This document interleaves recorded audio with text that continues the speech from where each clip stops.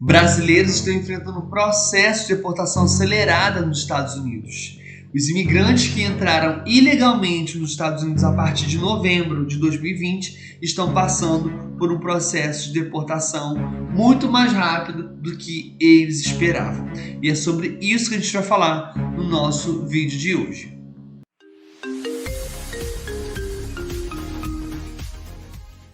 Bom, pessoal, seja muito bem-vindo ao nosso canal Immigration USA, onde a gente aborda aqui assuntos dos bastidores da fronteira entre o México com os Estados Unidos. Aquele recado de sempre, ajude o nosso canal, não deixe de dar like no vídeo para o YouTube entender que o nosso conteúdo é relevante e isso incentiva a gente a produzir mais conteúdo sobre a fronteira dos Estados Unidos. Para você que está chegando agora, vale a pena se inscrever no canal. Lembrando que os nossos vídeos são informativos, validados por advogados de imigração e nós não incentivamos a imigração ilegal. Se você quiser tirar a sua dúvida, é só colocar aqui no comentário que os nossos advogados de imigração respondem todos os comentários de vocês. Lembrando que esse canal é uma extensão digital do trabalho das ONGs que ajudam os imigrantes no processo pós-travessia. Essas ONGs, elas são um braço social das igrejas católica e evangélica e para conhecer um pouco mais do nosso trabalho, é só acessar os sites da National Immigration Project e da Immigration Guide. Bom, gente, esse cenário que está acontecendo dos imigrantes brasileiros ilegais, estarem sendo deportados de forma acelerada, é resultado de uma meta interna do governo americano que quer concluir esse processo em até 300 dias. Lembra a lei dos 300 dias? Então, a intenção se você não sabe o que é a lei dos 300 dias, tem vídeo aqui dessa lei que é conhecida como Derek and the Docket, tá ok? Vale a pena você assistir esse vídeo da lei dos 300 dias. A intenção, gente, é desestimular novos imigrantes a entrarem no país de forma ilegal. Segundo a advogada especializada em imigração aqui da nossa ONG, mais de 20 mil brasileiros fazem parte desse processo de aceleração de deportação. Ou seja, quem entrou pelo CAICAI a partir de novembro de 2020, eles no processo de pedido de asilo, eles recebem um carimbo lá, uma marcação de que o processo deles é o processo DD, é o DD, que é o Derek and the Docket, que é um processo de remoção acelerada. O julgamento deles precisa ser acelerado para que eles, em até 300 dias, eles sejam, não é que sejam deportados, eles tenham uma solução no pedido de asilo, ou seja, o juiz bate o martelo para dizer se o pedido de asilo foi aprovado ou negado.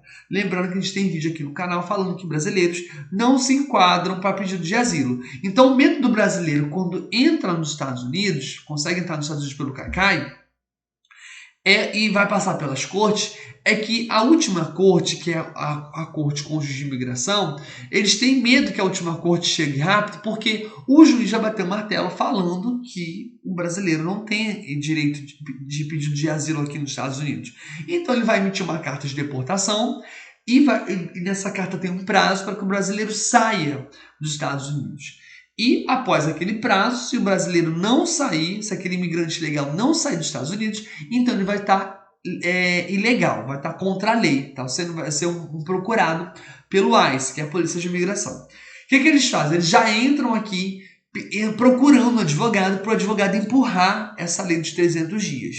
Então, boa parte desses imigrantes, eles se entregam à imigração, outra parte deles são presos pelo ICE, que é a Polícia de Imigração, e a nossa advogada, ela apontou que quando essas pessoas são pegas na fronteira, entrando no país, elas passam por um processo de registro e triagem e elas são liberadas dentro dos Estados Unidos. Só que isso era antes. Agora não estão sendo liberados assim tão fácil não, tá? Porque esses imigrantes, eles são monitorados por meio de tornozeleiras eletrônicas ou aplicativos de monitoramento via celular.